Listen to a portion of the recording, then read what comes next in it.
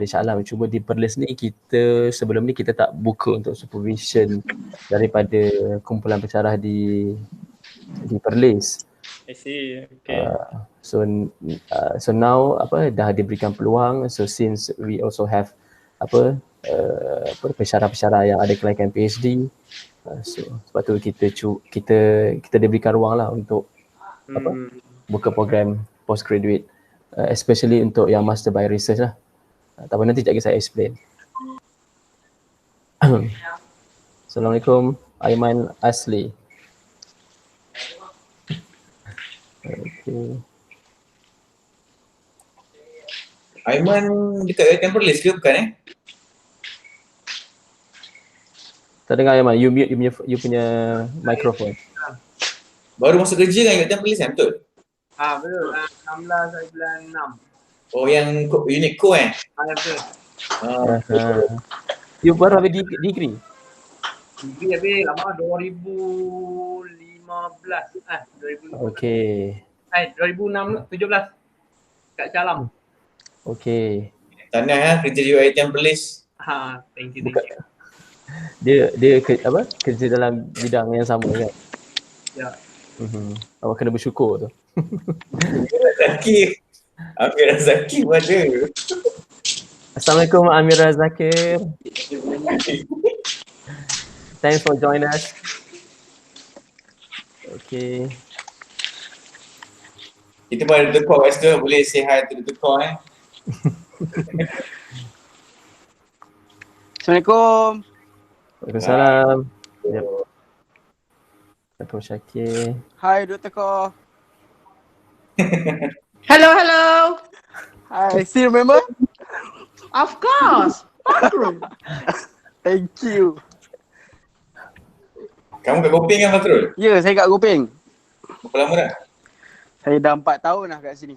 Oh, Alhamdulillah. Ya, boleh cakap kau lah. Tak jumpa sir lagi kat Gopeng. Balik Gopeng.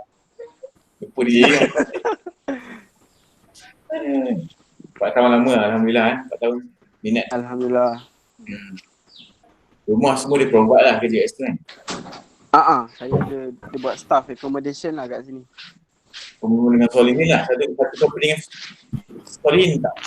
Satu company. Right. Oh, dengan Solihin? Solihin? Ya. Oh, okay. Salam dia. Baik. Cakap rambut dia panjang. Dia ada Gopeng dengan orang panjang tu. Okay, dah pukul 4 petang ni. Kita mungkin tunggu sekejap Dr. Haris untuk join in. So untuk pengetahuan semua yang ada dekat ruang Ustazah Jamalia pun ada juga. Assalamualaikum Ustazah. Waalaikumsalam warahmatullahi wabarakatuh. Ni mesti Dr. Zul dia gentar ni. Okay, sekarang dah jam pukul 4 petang.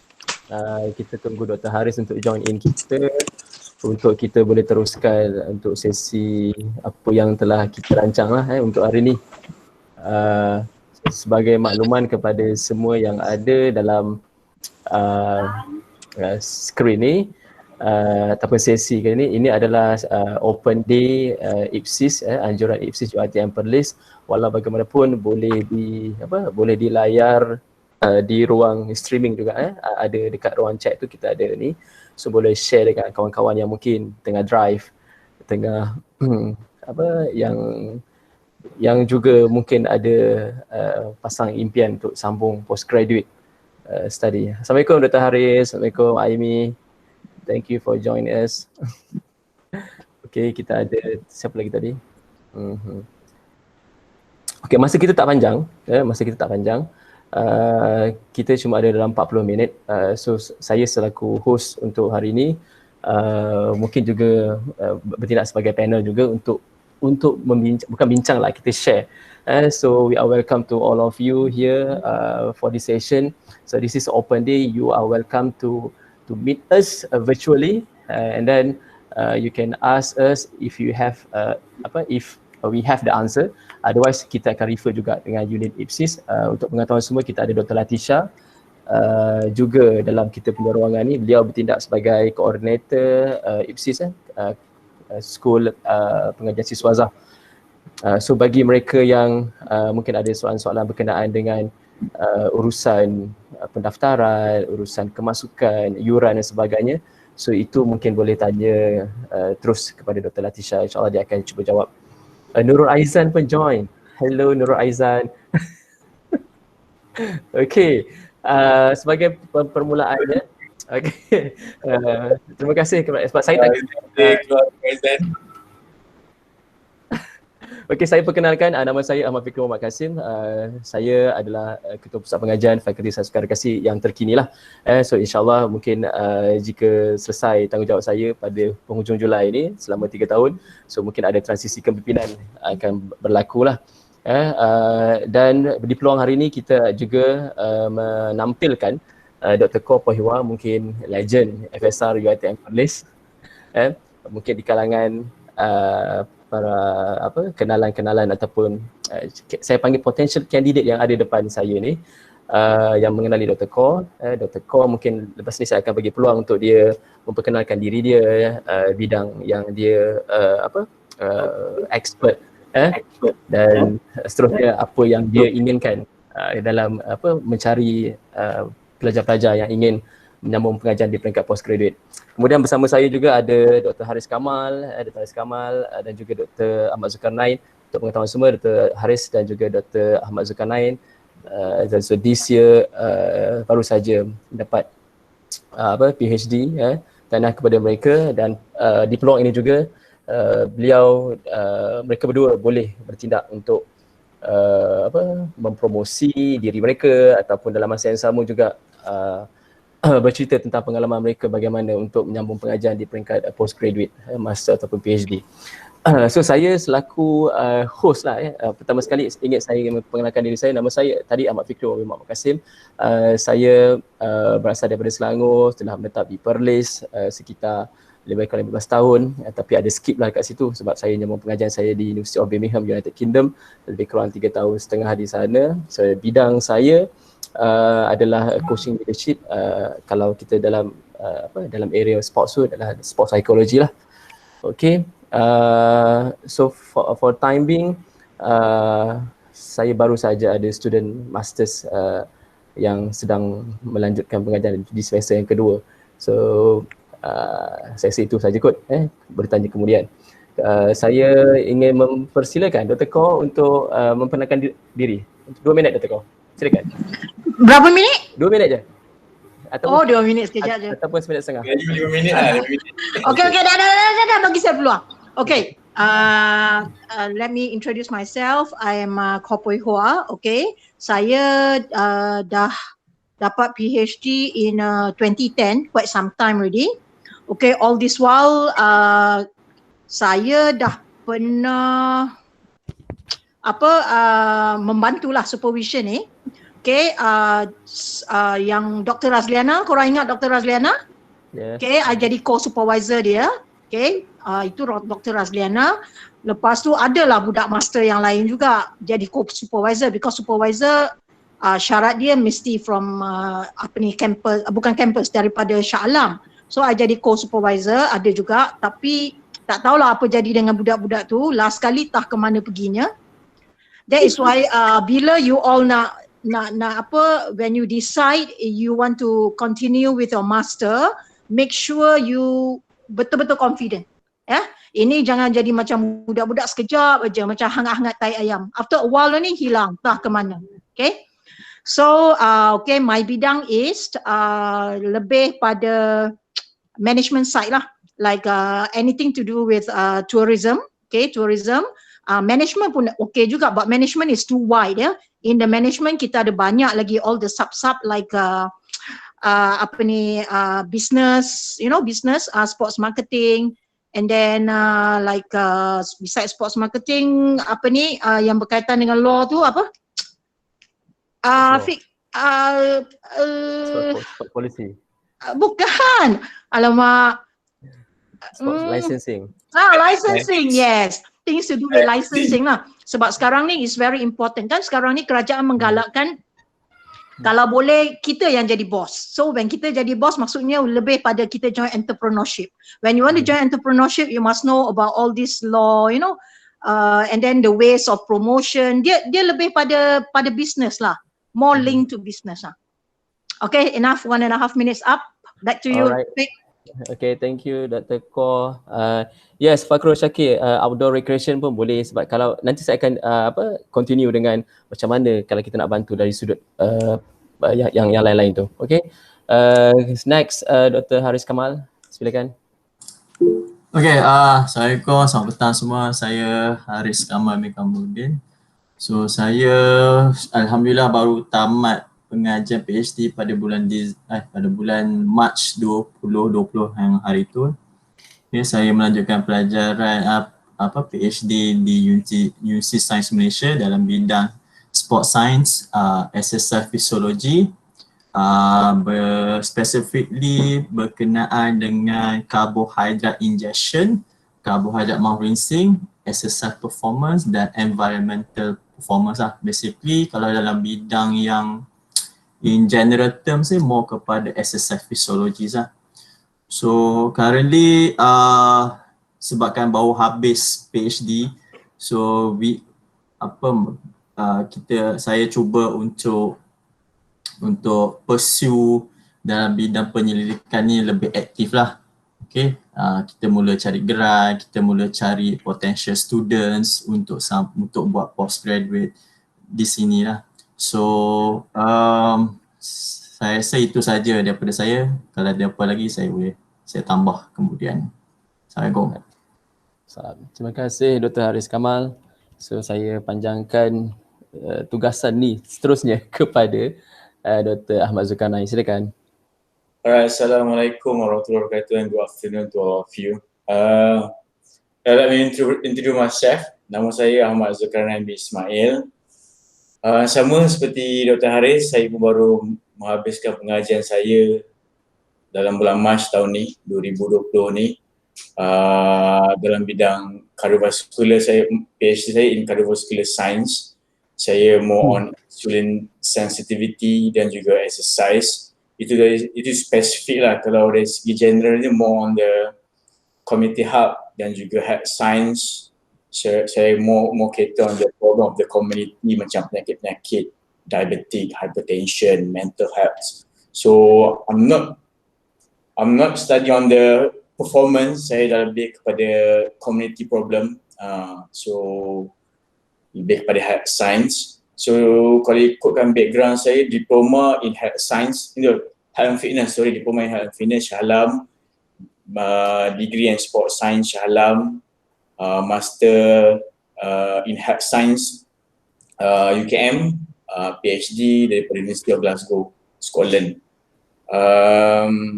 So bidang kalau bidang sama juga, saya tak ada experience dalam monitor PhD student because baru je habis.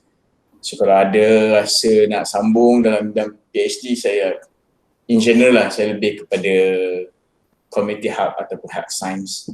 So sama juga macam Haris, kalau ada apa-apa soalan sepanjang mungkin depan saya akan explain lebih lah. Terima kasih. Baik. Okey, terima kasih kepada Dr. Ahmad Zulkarnain dan semualah Dr. Haris Kamal, Dr. Kor, Dr. Ahmad Zulkarnain. Okey, sebenarnya kita tak ada skrip pun untuk sesi hari ni because it's open day. So we are welcome semua orang untuk come out dengan dia punya question. So kalau kata ada bidang-bidang tertentu yang you all nak cuba bertanya dan mungkin nak tanya kebolehupayaan kami di sini untuk supervise. So tapi sebelum tu kalau kita faham, saya mungkin bagi pihak unit Justice Wazah, master's program ataupun postgraduate ni dia ada dua modes. So bagi mereka yang berminat untuk yang mix mode which is research dengan coursework, di Perlis kita memang tidak menawarkan lah.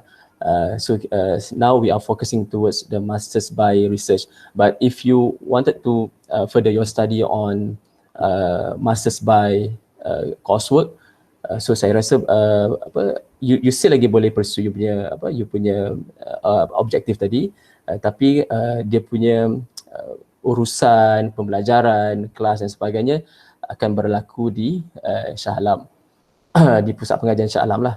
Tapi bagi mereka yang ingin menyambung pengajian di peringkat Masters by Research ataupun PhD by Research, so you are welcome dekat UiTM Perlis ni, because macam saya sebutkan tadi, saya sendiri, Dr. Haris, Dr. Ahmad Zulkarnain, Dr. Kaur, so we are willing to help you in your area, in your interest, because of we know that kita nak pursue study ni bukanlah sebab kita nak sebab kita nak tambah kita punya value dalam diri kita kan. Mungkin ada setengah orang dia rasa macam bila kita sambung pengajian di peringkat tertinggi itu, so kita akan rasa value kepada diri kita, kita rasa seronok dan kepuasan, dan mungkin itu akan menjadi satu batu loncatan untuk you all mendapat ruang di luar sana.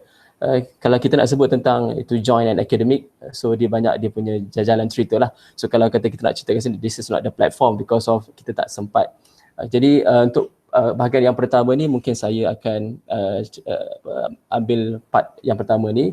Tadi kita dah kenal lah dengan kita punya potensi supervisor kan. Kita ada Dr. Kaur, kita ada Dr. Ahmad Zulkarnain, kita ada Dr. Haris Kamal dan juga saya sendiri. So berdasarkan daripada apa yang telah disampaikan tadi. Okay, sekali lagi saya punya area of studies dalam psikologi. Sebenarnya saya pun tak pernah cerita pun dekat rakan-rakan pensyarah apa yang saya buat. Saya selama saya 3 tahun di University of Birmingham, United Kingdom, so focus of my study is toward look at the coaching effectiveness and leadership among coaches. So saya punya research tu terbahagi kepada empat projek, di mana bahagian pertama melihat kepada teori yang digunakan pakai oleh Horn Study dan juga Jowett, di mana variable yang digunakan lebih kepada teori yang dipakai oleh Horn model dan juga Jowett coaching athlete relationship. Kajian itu lebih menjurus kepada melihat keberkesanan ataupun fundamental area yang kita akan cuba lihat apakah yang sebenarnya yang diinginkan oleh atlet-atlet. Jadi sampel of study saya pada ketika itu adalah mereka yang terlibat secara profesional di peringkat university, national level, atlet yang berada di United Kingdom lah. And then untuk study yang kedua lebih kepada melihat kepada coaching behavior,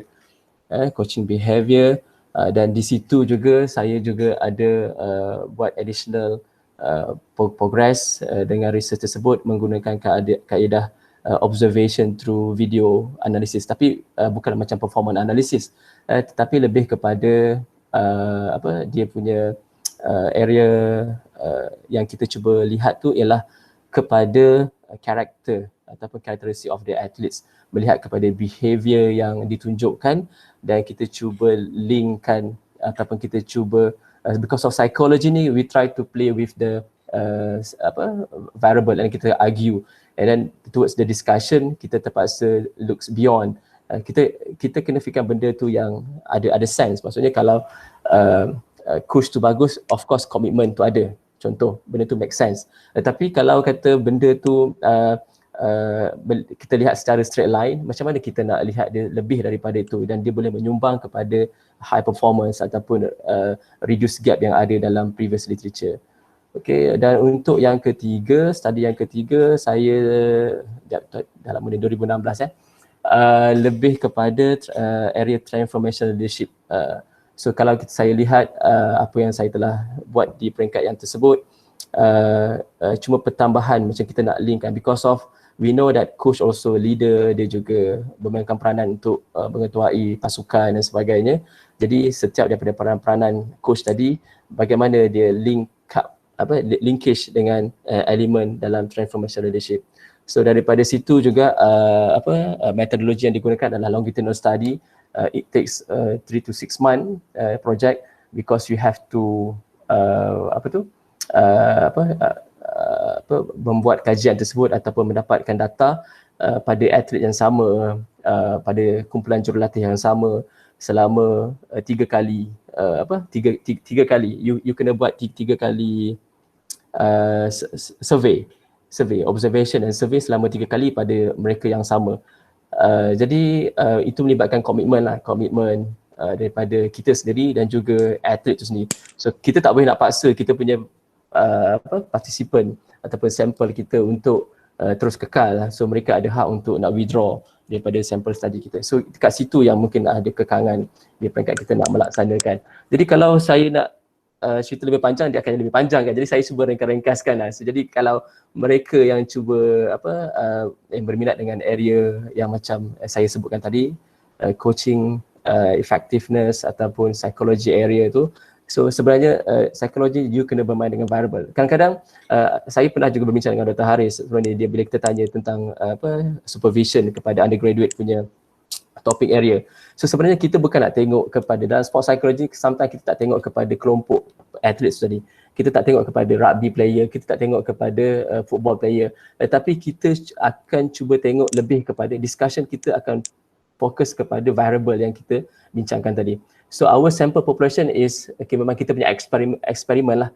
Eksperimen. So mereka akan dijadikan sebagai bahan eksperimen untuk kita menentukan sama ada kita punya variable ataupun kita punya projek tadi link up dengan kita punya teori-teori yang sedia ada tu dapat diketengahkan. So after all mungkin coaches ataupun atlet sendiri yang dapat baca, dapat lihat pada sesi presentation di conference ataupun di paper yang kita keluarkan, so dia boleh tahu so apa yang sepatutnya dia cuba ataupun dia akan admit, so ini mungkin sama macam situasi dia tetapi dia akan cuba ubah dalam kategori yang sepatutnya lah. Okay, itu sedikit sebanyak dalam area saya lah. Tapi kalau kata kita nak cerita tentang pengalaman untuk buat research, sebab because of we now are focusing towards master by research, PhD of course by research, saya cuma ingin menyampaikan bahawa komitmen. Kadang-kadang kita sedia maklum, kita nak kena tahu semua ke? Kadang-kadang mungkin Dr. Kor, Dr. Zul ataupun Dr. Haris boleh campur, kita boleh argue dekat sini kan. Some of our student ataupun potential candidate dia tanya, adakah kita kena tahu semua ataupun adakah kita kena gunakan semua method of analysis ataupun apa saja dalam kita punya PhD, sebab orang kata PhD dia akan tahu semua benda. So no, so kita akan tahu lebih kecil, kita akan cuma tahu dalam bidang kita saja. Jadi bila kita kata banyak pembacaan tu, mungkin kita banyak pembacaan kepada kita punya area saja kan, kita tak baca orang lain. Jadi mungkin sikap ataupun kita punya disiplin ataupun attitude kita untuk menyambung pengajian di peringkat PhD ni ataupun masters ataupun kita kata postgraduate studies ni adalah kita punya komitmen, and then kesediaan untuk kita berkorban masa. Tapi saya bukan nak takutkan, sebab bagi saya I'm enjoying my life dalam study ni. Mungkin sebab masing-masing ada line and experience. Dr. Zul mungkin ada line and experience dia dekat Glasgow, so saya dekat Birmingham UK. Dr. Haris dekat USM. So mungkin apa yang kita cuba buat tu adalah pengalaman yang mungkin kita boleh kongsikan bila kita bertemu dalam suasana yang betul-betul kita sedang supervise you all lah. Okay, mungkin cukup kot untuk saya kan. Kalau ada soalan boleh dekat chat room tu. So saya rasa saya kepada Dr. Kor dulu mungkin. Okay, Dr. Kor, mungkin you punya experience ataupun you punya area of study, and so kita ada potential student kita dekat sini. Okay, terlebih dahulu welcome to those yang agak lambat sikit masuk. Okay, actually dah diterangkan tadi, but anyway I can still go another round. Okay, saya lebih my area of interest ni lebih pada management side. So as I told earlier, management ni dia agak luas. Okay, dia boleh cover banyak sangat area. Tetapi saya lebih suka kalau dia berkaitan dengan tourism. Okay, as you all know sekarang ni sport tourism ni bukan orang kata calang-calang punya disiplin ya. It's a very good discipline yang mana potensi untuk develop is very high. Mungkin sekarang ni sebab COVID-19, tapi COVID-19 ni dia takkan lama kan, it's only a while ya. So once this pandemic ni dah berlalu, then I believe sport tourism will be back to normal lah. Mungkin akan menjadi lebih baik pun. Sebab tadi I baca my friend pergi Langkawi hujung minggu, today dah pack dah dekat jetty Langkawi. People start to apa orang kata dah back to normal lah, orang dah balik ke asal ya. So sport tourism is coming back again. So kalau ada yang berminat untuk membuat kajian dalam bidang sport tourism, then this is a very good prospect lah. Okay, and then bidang lain tu like what I said just now about entrepreneurship. Sekarang ni kalau boleh lah ya, kita yang jadi bos ya, kita jangan kerja dengan orang. Okay, when you bekerja sendiri, if you have the effort, kamu berusaha and then dengan IQ sikit, then definitely you will be listed among one of the usahawan yang berjaya lah. Okay, so in that case, if ada yang berminat berkaitan dengan business such as sports marketing ke, because sports marketing ni pun luas tau dalam tu. Ya, dia bukan sekadar orang kata macam pergi market bawa bako beli barang. No ya. Dia libatkan banyak ya daripada sponsorship. Boleh kata the piece lah ya kalau siapa yang belajar sports marketing. Kalau dulu kita bercakap pasal 4P, lepas tu masuk 5P, 7P, sekarang ni dah sampai ke 11P. Yeah, the P stands for something like promotion, product, all those things. It's a lot now. So a lot to learn. Banyak sangat boleh dibelajar, di-explore dalam bidang marketing ni lah. Okay, I think that's all. Dr. Fik. Okay, thank you Dr. Kor untuk sedikit maklumat tadi. Walaupun saya rasa maklumat tu cukup penting untuk makluman semua.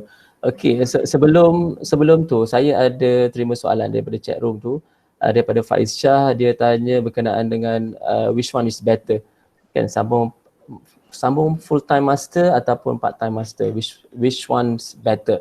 So saya rasa kita jawab kejap lagi lah, sebab saya nampak kat sini dekat kita punya sesi ni ada Dr. Sohana. Dr. Sohana adalah coordinator untuk postgraduate faculty science dan rekreasi. So mungkin Dr. Sohana boleh jawab soalan tu tadi, ataupun mungkin ada pendapat peribadi daripada kita punya rakan panel. Okay, terima kasih Dr. Su kena join sekali. Okay, saya silakan Dr. Haris. Mungkin nak komen dulu soalan tu ataupun mungkin you punya area of studies tadi.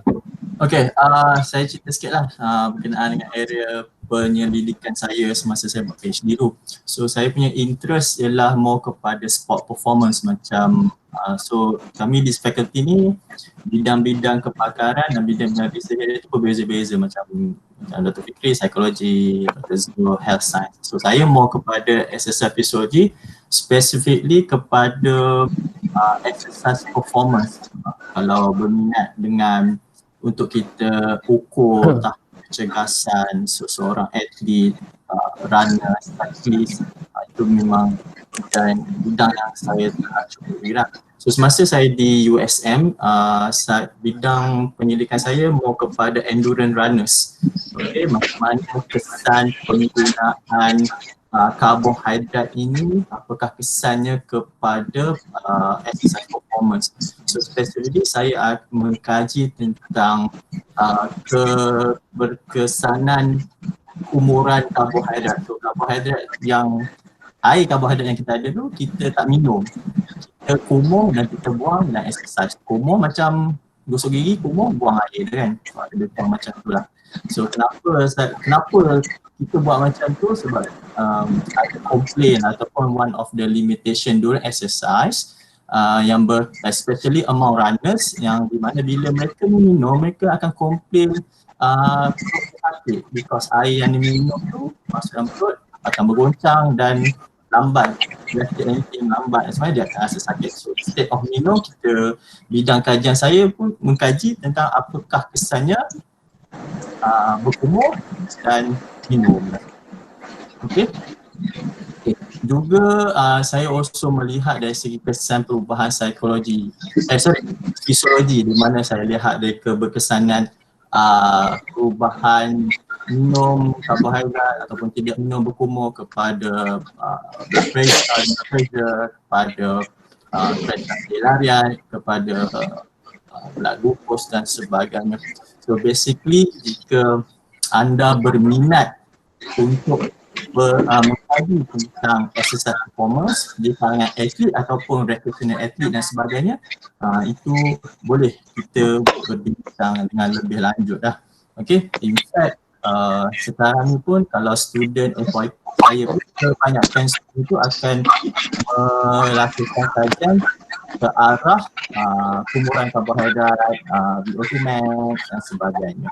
So basically bidang kajian saya ni melibatkan exercise physiology, kesan kumuran, fitness dan melibatkan endurance, larian dan ataupun cyclist.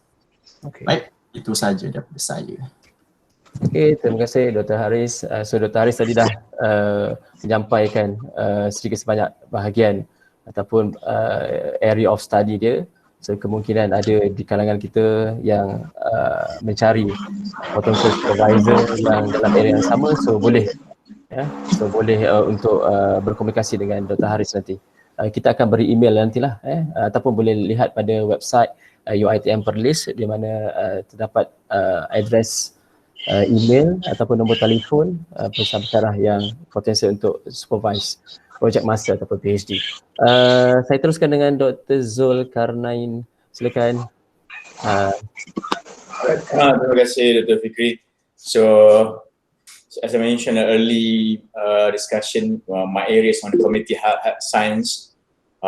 So saya cerita sedikit lah seperti yang sebelum ni, apa yang saya buat, my study before this, main study saya ada beberapa study yang kecil sebelum pergi ke main tu. Main studies on the insulin sensitivity, comparison between the South Asians and the Caucasian, between sebab when we talk about South Asian, selalunya orang ingat South Asian ni orang Malaysia, sebenarnya kita ni Southeast Asian, Sri Lanka. So we like to compare this kind of people dengan Caucasian sebab based on the previous study, dia katakan bahawa mereka ni ada masalah dari segi insulin sensitivity.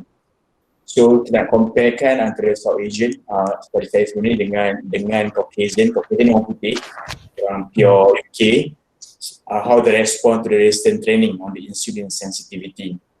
So finding dari study saya itu mengatakan mostly sebenarnya in general tak ada banyak perbezaan pun, tetapi bila diselidik balik, saya cakap secara common ada sedikit perbezaan sebenarnya antara South Asian dan juga Caucasian bila dia respon terhadap resistant training. They did resistant training on the insulin sensitivity. Itu masa saya buat PhD saya. Mostly saya mesti dalam lab memang 8 to 5, kebanyakannya kadang 8 sampai ke malam memang dalam lab bermain dengan darah dan sebagainya, and then pergi training untuk ambil darah dan sebagainya.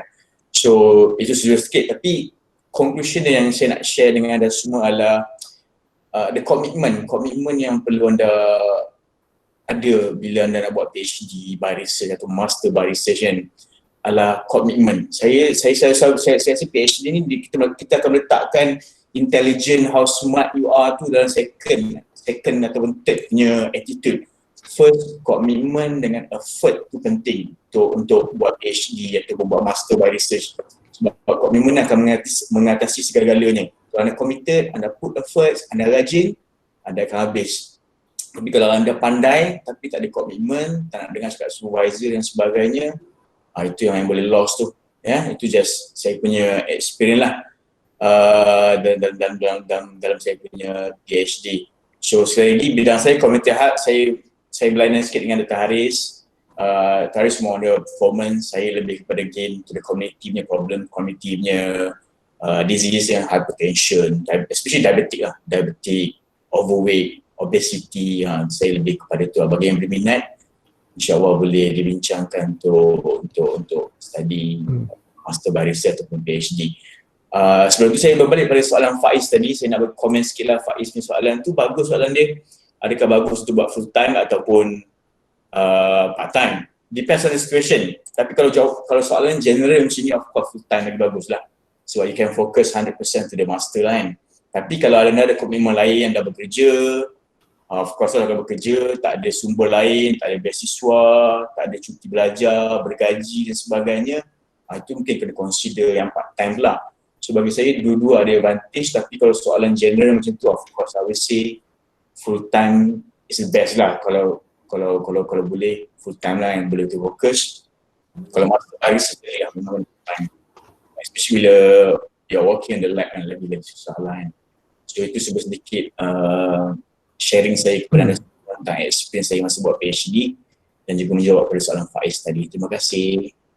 Okey, terima kasih Dr. Ahmad Zulkarnain atas perkongsian sedikit tadi maklumat berkenaan dengan research yang telah dilakukan di Glasgow dulu semasa pengajian PhD. Dr. Haris juga dalam bidang yang telah dilakukan untuk menyelesaikan PhD-nya.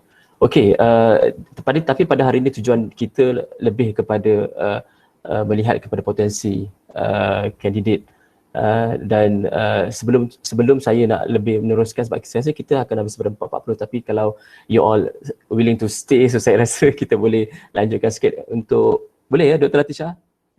Kalau kan lagi 2 minit pun. Boleh Dr. Fikri. Okey, pertama sekali saya suka juga untuk menjawab soalan Faiz tadi, pertanyaan dia berkenaan dengan part time dan full time. So saya rasa jawapan tu akan berkisar kepada diri sendiri lah. So kalau you rasa komitmen yang sepenuhnya you boleh beri dalam apa jua mode tadi, so saya rasa tidak menjadi masalah, dan saya rasa dalam konteks postgraduate more to flexibility. Tapi juga melihat juga kepada bahagian di mana you nak cuba buat tu. Kita ada mode masters by coursework dan juga masters by research tadi. Kan mungkin Dr. Suhana ada maklumat boleh komen dekat ruang chatting, ataupun Dr. Suhana saya boleh bagi ruang Dr. Suhana untuk bercakap. Oh, Dr. Suhana tak bawa earphone. Okey. Okey, tak apa Dr. Okey. Minta maaf Dr. Su. Okey, sebab saya nampak Dr. Su tadi, sebab saya rasa macam it's best to have Dr. Su in our room here. Okey, berbalik kepada bidang tadi. Saya rasa di peringkat awal tadi kita dah maklum area of study. Jadi bagaimana kalau kata bidang tu tidak bersesuaian. Jadi sebenarnya kami di FSR, specifically di UiTM Perlis, kita juga ada mereka yang expert dalam bidang-bidang yang lain. Contohnya macam strength conditioning, resistance training. Kita ada juga mereka yang expert dalam bidang nutrition. Kita juga ada expert dalam rehab. Dan kalau ada bidang-bidang tersebut yang kita rasa kita boleh sesuaikan dengan calon-calon dan juga ataupun kita sesuaikan dengan pensyarah-pensyarah yang boleh supervise, dan kita akan berbincang bagaimana nak sesuaikan research area tadi kepada bidang-bidang yang kita cuba nak lakukan. Tapi kebiasaannya apabila kita sebut tentang lain-lain bidang, contohnya macam mungkin tidak ada pada kami di sini, so saya rasa kita boleh try to collaborate with a lecturer yang ada di faculty di Shah Alam. Contohnya mungkin boleh rujuk dekat website, so mungkin ada maklumat pensyarah-pensyarah yang expert dekat bidang yang tertentu, so kita boleh bertanya. So bagaimana prosedur dia? So biasanya saya rasa mungkin kita buat secara santai, Dr. Zul, Dr. Haris, Dr. Kor pun boleh interrupt during this session. Bagaimana macam mana kita nak, ataupun macam mana kita nak tanya kepada pensyarah tadi potensi dia? Macam mana nak tanya dengan saya, nak tanya dengan Dr. Haris, Dr. Zul, Dr. Kor, ataupun lain-lain pensyarah yang ada di FSR UiTM Perlis ataupun UiTM seluruh Malaysia ni, macam mana nak sambung balik? So you kena tahu apa yang you sudah ada, dan you boleh terus communicate dengan potential supervisor, so berbincang, so apakah area of study yang you minat untuk lakukan, dan dalam masa yang sama juga mungkin ada pendapat-pendapat yang bernas daripada pensyarah untuk menyesuaikan. Dan kita di sini memang kita bertujuan, Open Day ni memang bertujuan dia untuk mempromosi bidang postgraduate, masters dan juga PhD, dan sebagai ruang yang ada ni, dalam ruang yang ada ni, so mungkin kita boleh berbincang ataupun bercakap tentang bagaimana nak sambung, area apa yang ada. Tadi saya ada nampak soalan daripada Hani Hari ni ex-UiTM Perlis masa diploma dulu. Okey. Dia ada tanya kalau nak sambung bidang doping, anti-doping tu nak buat dengan siapa? Betul ke soalan tu daripada Hanis kan? Okey.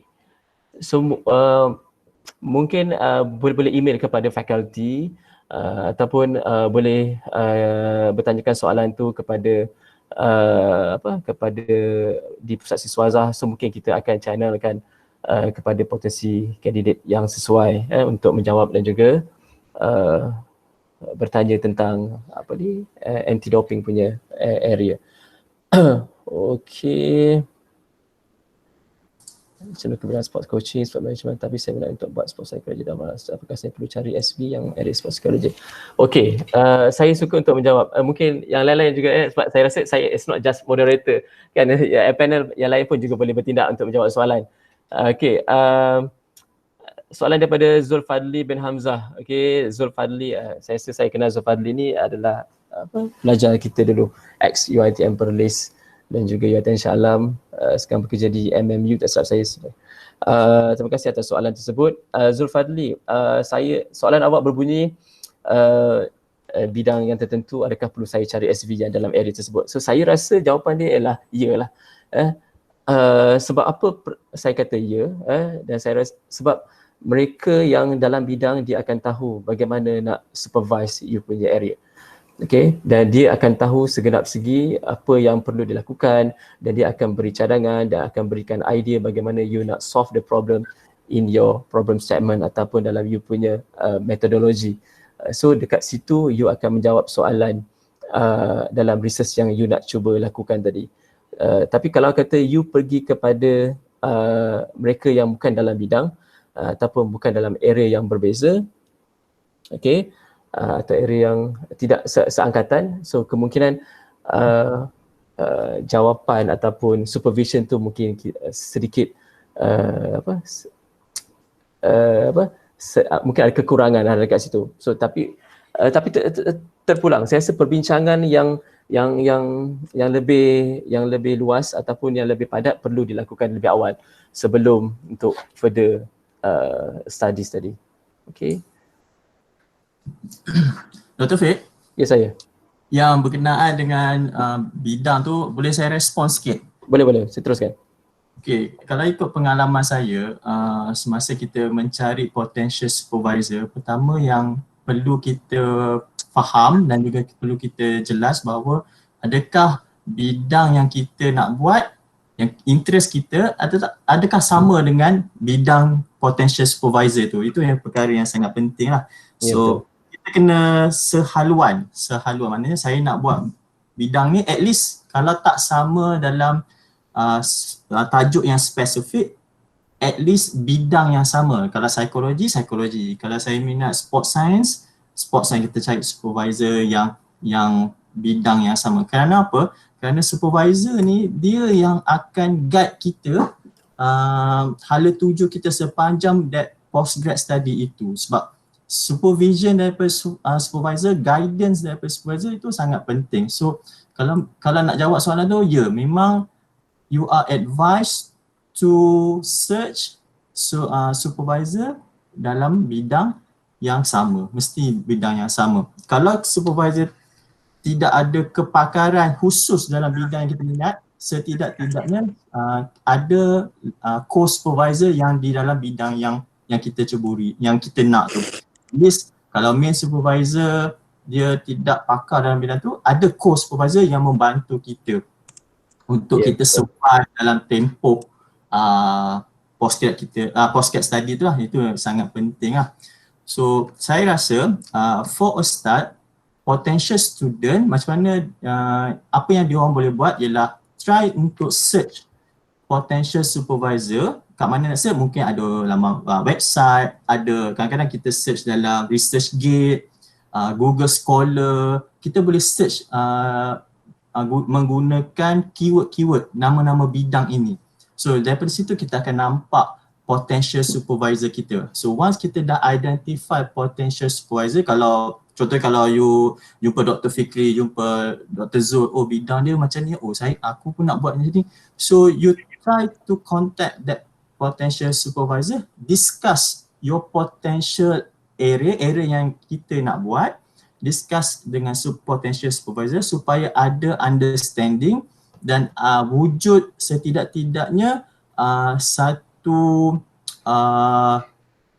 potential research yang kita boleh laksanakan during your postgrad saya. Itu apa yang saya boleh nasihat lah. Itu base daripada pengalaman saya lah masa saya buat postgrad study tu. Ya. Dr. Fik, tu saja. Ya, terima kasih Dr. Haris. Ya betul. Itu yang sepatutnya yang dilakukan lah. Sebab kalau kita sendiri mungkin ini advice kepada semua yang ingin mencari potensi supervisor ataupun kemungkinan juga ada supervisor yang cuba mencari potensi student kan. Jadi apa yang kita nak cari titik persamaan tu di mana kita boleh berbincang dalam area yang sama. So jadi kalau kata for example kalau supervisor itu lebih kepada pemakanan nutrition tapi you jumpa dengan pensyarah yang kepakaran dia lebih kepada kejurulatihan. Tapi kalau jika you rasa ada kesefahaman ataupun mungkin dari sudut bantuan seperti bagaimana untuk memulakan research, tapi kalau dari segi content tu mungkin ada perbincangan lain yang mungkin boleh diaturkan berjumpa dengan another potential supervisor yang mungkin boleh jadi sebagai co-SV ataupun dia juga mencadangkan. Mungkin saya mungkin boleh mencadangkan, okay, kalau you nak buat dengan saya dan sebagainya dalam area macam ni, tapi saya tidak pakar dalam bidang tersebut, mungkin akan ada sedikit kelemahan dalam penghasilan di sesuatu projek postgrad master atau PhD tadi. So mungkin saya akan bertindak untuk mencadangkan kepada pakar yang lain ataupun pensyarah yang lain yang dalam bidang tersebut. Mungkin saya boleh bertindak sebagai second supervisor. Mungkin dalam contohnya mungkin kita akan melihat dari sudut juga analysis of study, dari sudut penggunaan metodologi dan sebagainya. So mungkin that potential supervisor dia ada kepakaran-kepakaran tertentu yang untuk melihat kepada kepakaran tersebut even though dia tak ada pakar dalam contents. Jadi kebiasaannya kalau kita lihat pada pengalaman yang sedia ada ataupun mungkin ada dekat sini pengalaman anda untuk yang telah ada master ingin menyambung ke pengembangan PhD, apa yang kita cuba buat ialah kita cuba search bidang kepakaran, kita cuba search publication, kita cuba search mungkin dekat dari sudut UiTM. Kalau di UiTM sendiri kita ada ruang tempat untuk kita melihat tu di Prisma ataupun Prince kan, data-data expert yang kita boleh kenal pasti. So this lecturer dia punya area of study sesuai sama, mungkin juga kita boleh tanya, kita tahu dia mengajar subjek apa dan sebagainya. So sedikit sebanyak dia boleh membantu kita untuk menyelesaikan kita punya persoalan tadilah, dengan siapa kita nak buat, bidang apa yang kita nak buat. Tapi kalau kalau saya sendiri kalau kata saya tak sure apa yang saya nak buat, so itu yang menjadi masalah. So at the first place you kena tahu, you kena sure apa yang you minat, apa yang you nak buat. Kemudian dari sudut itu baru you ketengahkan dalam perbincangan bersama dengan orang-orang tertentu. Dan saya rasa rakan-rakan di Fakulti Sains Sukan Rekreasi baik di Shah Alam, baik di Cawangan, so kita kenal dan kita boleh mencadangkan mereka. Tapi kalau untuk hari ni, kalau di UiTM Perlis ni, so saya rasa saya suka untuk mempromosi lah Dr. Khor, Dr. Zul, Dr. Haris dan saya sendiri untuk kepada mereka yang bercita-cita dan juga berminat untuk menyambung pengajian di peringkat masters ataupun PhD. So you are willing to come dan we are willing to help and then we try to suit you in your field area. Okay, Dr. Zul mungkin ada nak tambah Dr. Khor, silakan. Saya nak berkongsi sedikit dekat komen ada Dr. Faiz Izzuan kongsikan ada link yang anda boleh, contohnya bidang yang anda nak cari, contoh bidang psikologi, so boleh klik dekat http expert.uitm.edu.my tu, dekat situ dia akan keluarkan list pensyarah-pensyarah dengan dia punya major dan juga bidang-bidang yang diorang study lah kalau mana yang nak cari bidang masing-masing. Saya bersetuju macam apa yang Dr. Haris dan juga Dr. Fik beritahu, make sure anda semua you know what area that you would like to study, nak buat study tu, and then dalam masa yang sama dah tahu apa bidang yang nak buat tu, and then boleh search pakar-pakar yang ada dalam UiTM, dah dapat contact dan sebagainya, and then especially email lah. Kalau saya dulu saya dah siapkan proposal awal tentang study yang saya nak buat, and then saya tengok saya search, saya rasa dekat 50 universiti di seluruh dunia, US, UK, Australia dan semuanya, dapatkan email dan email mereka dengan bersiap sekali dengan proposal lah, supaya dia orang boleh baca and then orang faham apa yang kita nak buat. And then kalau dia ada interest, dia akan kata boleh tak tolong daftarkan diri dan sebagainya. So itu cara saya dulu lah, macam mana saya dapat supervisor saya di Glasgow. Alright, thank you. Okay, terima kasih Dr. Zul. Dr. Ko nak tambah sedikit? Promote Okay, yourself. apa dia? You can promote yourself as you want. Tak apa. Actually bidang apa sekalipun, macam ni Muhammad Irfan tanya 4 minutes ago, dia bertanya if saya berminat dalam bidang rehab, adakah bidang tu masih dalam fakulti SR? Okay, of course you tahu fakulti SR ni berkaitan dengan sains sukan dan rekreasi. If you nak buat rehab ni kan luaskan bidang dia kan. Just like tourism lah. Okay, bidang yang luas, but if you want to do about sports tourism, then you are welcome to the faculty. Biar pilih bidang yang berkaitan dengan sukan lah, jangan buat tourism. Tourism nanti kena pergi hot cat kan. Itu je lah. Tapi make sure lah macam tadi cadangan yang diberikan tadi, which bidang would you like? What I can say is, of course bidang tu sangat luas. And then you have to scout around, you have to look for the supervisor around, and then you must of course tanya lah, you have to tanya supervisor, you approach, bukan kita approach macam tu, you can approach through email sekarang ni kan, boleh kan, but jangan just tanya je kehadapan yang dikasihi whatsoever, sanggup tak menjadi supervisor saya. No, you must attach sekali you punya proposal. You must know, because before supervisor to accept kamu tu, of course dia kena baca your proposal dulu. Tengok boleh ke tak boleh. Mungkin bila tak boleh tu, bukan tak boleh lah, I mean agak keberatan kan, luas sikit dari bidang, he or she might introduce to you supervisor lain yang lebih arif yang dapat membantu kamu. You don't just send macam tu je tau, make sure the proposal is there. Okay, alright. That's all. Okay, thank you Dr. Ko.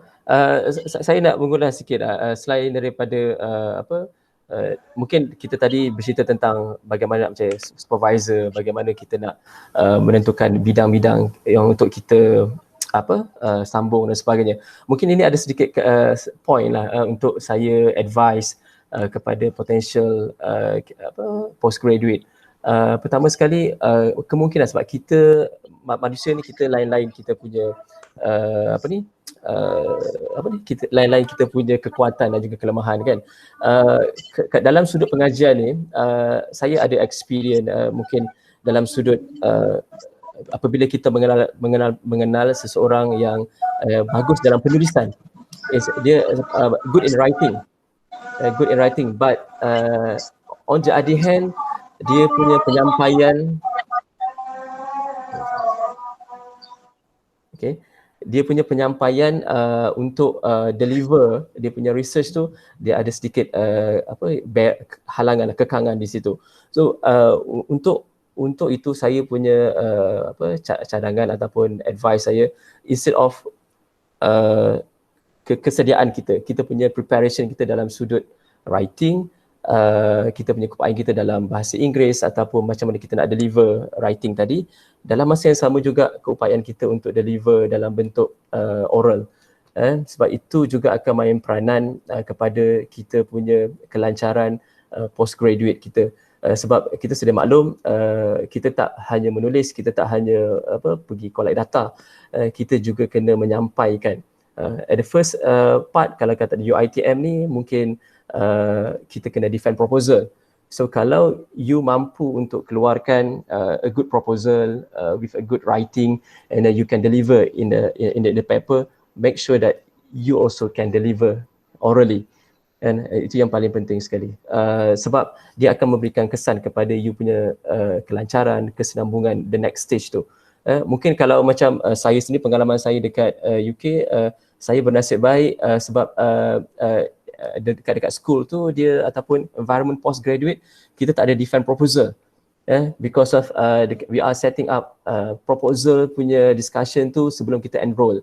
And then bila kita dah enroll, kita dah register, dalam tempoh 2-3 bulan tu kita memang brainstorm the area yang kita dah discuss sebelum kita enroll tadi dengan kita punya supervisor tadi.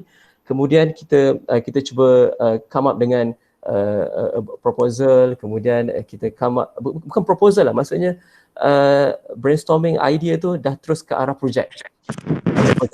So supervisor dan juga examiner dalaman yang melihat kita punya progress tadi, melihat pembentangan kita secara frequent sebab kita kena present. Ini pengalaman saya, kena present every 3 months, every 6 months, every 12 months, every 24 months. So kita kena progress. So kalau tak ada progress kita akan stop dekat situ. Jadi kenapa saya cakap perkara ni? Perkara ni sebab dia ada kesinambungan tentang how you deliver the project tadi ataupun you punya kerja-kerja dalam you punya kajian tadi. Sebab kalau you tak mampu nak deliver, dia akan berikan kesan kepada you punya seolah macam examiner ataupun kita punya kita punya supervisor pun ada kurang keyakinan untuk memberikan kita laluan ataupun memberikan kita green light untuk okay, you can further for the next stage. So that is the most, saya rasa bukan the most lah, mungkin salah satu faktor kepada persediaan kita untuk menyambung pengajian di peringkat postgraduate ni, because of course you punya supervisor akan minta kertas kerja ataupun kajian tadi dibentangkan di conference tertentu. Sebab kenapa perlu bentang di conference tertentu? Sebab dia akan memberikan point ataupun mileage kepada penghasilan you punya masters ataupun PhD tadi. So mungkin itu sedikit perkongsian saya lah.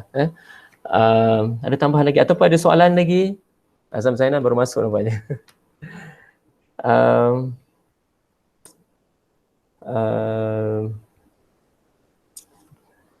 Looks like we don't have any question. Terima kasih Dr. Suhana yang banyak jawab soalan di komen. Dr. Suhana banyak bantu jawab soalan. Ya, terima kasih Dr. Su. Dr. Tisha pun dia ada jawabkan soalan kat komen. Terima kasih. Okay. So saya boleh saya boleh ulang jawapan Dr. Latisha tadi untuk yang program postgraduate sepanjang tahun dia punya enrollment, maksudnya you boleh at any time you boleh go to IPSIS and then datang untuk menyambung pengajian. So dia tidak ada semester kan.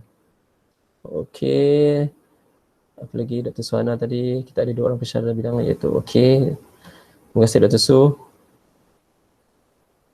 Dr. Fik, saya nak share sikit tentang saya punya pengalaman proposal boleh tak? Okay, boleh, silakan. Okay, mungkin ada yang nak dengar. Okay. Saya share proposal saya kalau based pada apa yang saya propose to the faculty sebelum apply for SLIME scheme beasiswa.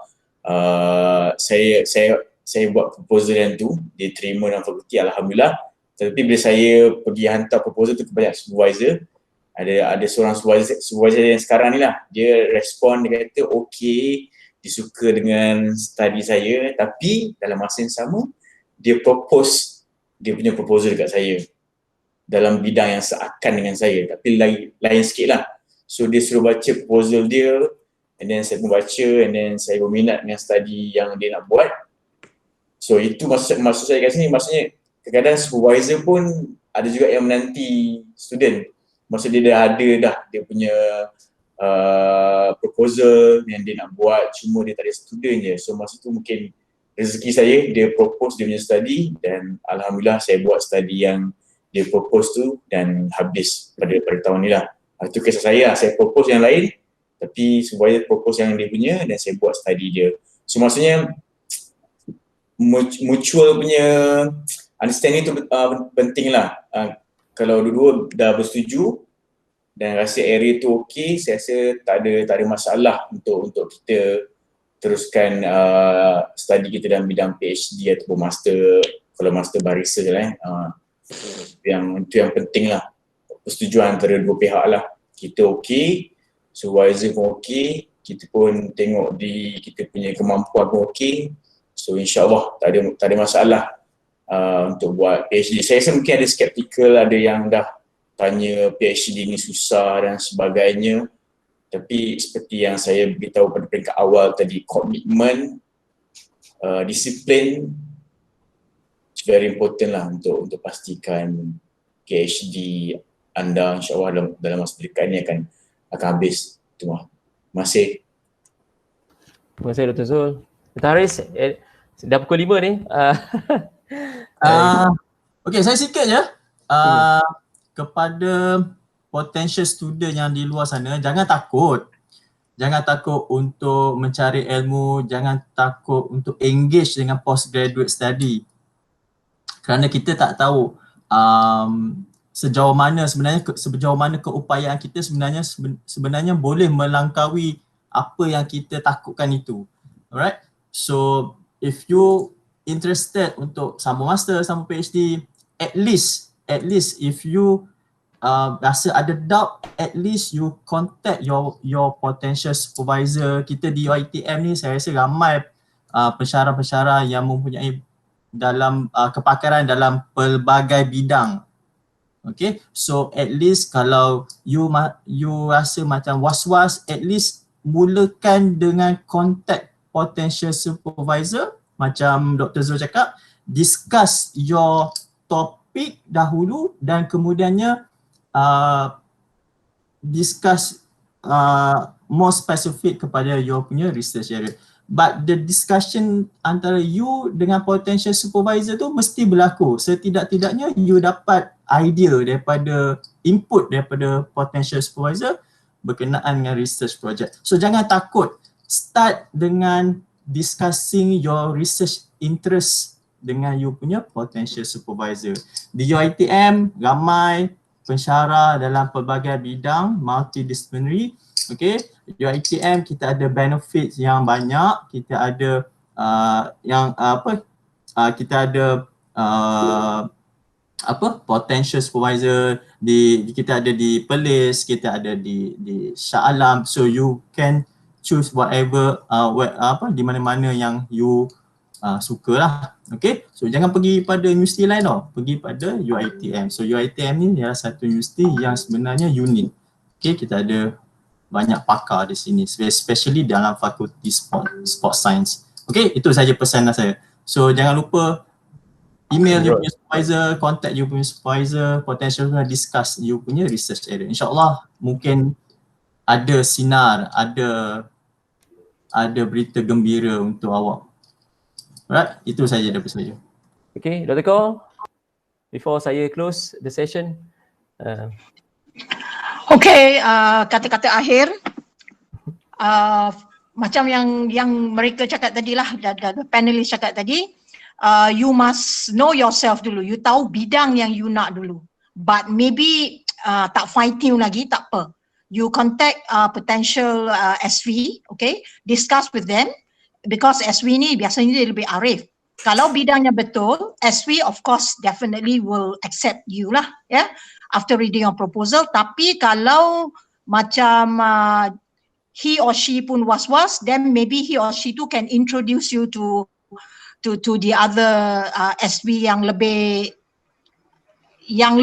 pada your line lah. But don't worry lah, macam kata Dr. Haris tadi, di FSR ni boleh kata lecturer dia semuanya everybody is good at one of their bidang. Yeah, because kita ni multidisciplinary dalam sport science. Sport science ni bukan sekadar ambil bola sepak. Yeah, in fact, we have management and also we have science. Actually, the sport science lecturers, kalau you ask them, you can actually put them next to a doctor. Actually, they know everything. Tapi lebih arif dalam bidang more towards science lah. Science yang melibatkan sukan, ya, lebih pada kesukanan. Okay, that's all. Alright, thank you Dr. Koh. Jadi saya rasa semua daripada panel pun dah cakap perkara yang saya rasa cukup memberikan maklumat kepada semua yang ada pada sesi ini. Pada yang akan mendengar untuk live streaming recording ni pun saya berharap saya suka untuk nak quote apa yang disebutkan oleh Dr. Haris tadi. So jangan takut untuk mencuba, dan saya rasa UiTM adalah satu tempat di mana you akan kelebihan dia mungkin dari sedikit fees tu mungkin lebih rendah daripada universiti awam di Malaysia ni. Okay, kalau kita tengok pecahan untuk peringkat masters ataupun PhD tu, so insyaAllah kepada mereka yang dapat beasiswa mungkin ada kelebihan, pada mereka yang mungkin ada simpanan ataupun memang ada untuk menyambung pengajian ni, saya rasa itu bukanlah kekangan. Jadi jangan takut untuk mencuba, insyaAllah, dan saya rasa panel-panel pun bersedia untuk menerima semua. Diri saya, Dr. Ahmad Zulkarnain, Dr. Haris, Dr. Kor, so we are waiting for you. So hopefully lah semua yang ada dekat depan ni insyaAllah boleh contact, you boleh call, you boleh email. So, saya rasa email is a good platform lah untuk first discussion, ataupun mungkin kalau you dah dapat nombor telefon tu, you boleh WhatsApp dan sebagainya, so mungkin you boleh sembang, you get the idea, get the chemistry maybe, and then brainstorm, and then hopefully you boleh further studies dekat UiTM. So macam saya, walaupun ini adalah secara UiTM sepenuhnya di peringkat fakulti, so mungkin saya nak ambil kesempatan lah sebab di UiTM Perlis ni, sebab kita ada panel daripada UiTM Perlis, Dr. Kor, Dr. Zul, Dr. Haris, dan juga saya sendiri. So we invite all of you untuk join UiTM, ataupun secara khususnya join UiTM Perlis untuk melanjutkan pengajian di peringkat Masters dan PhD. So we are willing to help. Don't be afraid, okay? You have to explore, and then mungkin itu yang akan memberi rezeki yang lebih pada kita, insyaAllah, dan juga ruang-ruang yang kita tak tahu. Mungkin kita akan dapat satu keadaan yang lebih baik pada masa hadapan, insyaAllah. Dr. Suhana, thank you very much, okay, for helping us, right? I think, Certificate, nanti bolehlah kita live, FB live lagi. Boleh, insyaAllah. Okay. Right, okay, thank you very much. Okay, to all the potential candidate, come and talk, okay? Okay, come and talk, let's do the business, insyaAllah. Okay. Okay, so we willing to help you. Okay, itu saja daripada kami. Terima kasih. Maaf jika ada kekurangan. So kalau ada seterusnya persoalan dan sebagainya, boleh terus berhubung dengan saya di UiTM Perlis, Dr. Haris, Dr. Ahmad Zulkarnain, dan juga Dr. Kor Pohiwa. Dan mungkin juga ada kenalan di kalangan pensyarah yang di UiTM Perlis ni, mungkin ada kena Nur Afika, kena Nuraimi, kena Tuan Syed Syahbudin, Syafiq Miswan, Jamilah Japilus. So mereka juga Carol Anwar yang untuk outdoor recreation. Okay, so we are willing to help, and then mungkin kita akan bagi idea. So macam mana kita nak sesuaikan. Sebab tadi Dr. Zul ada sebut tadi dia punya proposal dia daripada supervisor try to adjust dalam bidang dia, kemudian buat kesesuaian mengikut bidang yang dicadangkan dan juga apa yang ada pada supervisor. Itu juga mungkin satu benda yang baik, potensi yang boleh dibincangkan. Mungkin macam mana nak mungkin performance analysis nak meet dengan coaching punya area kan, untuk high performance punya part dan sebagainya lah. Alright, itu saja. Okay, terima kasih. Assalamualaikum, selamat petang, sehingga berjumpa lagi. So kita nampak ramai muka-muka ex Perlis dekat sini, so okay, boleh datang ke Perlis, insyaAllah. Okay. Terima kasih semua. Bye. Alright. Alright, bye. Assalamualaikum. Right, thank you very much. Thank you, Dr. Faiz, Dr. Suhana, thank you. Thank you. Alright. Terima kasih semua. Okay, diharapnya sampailah objektifnya kan. InsyaAllah. Allah Okay. sampai. Thank you very much. Okay. Nanti I will share the recording.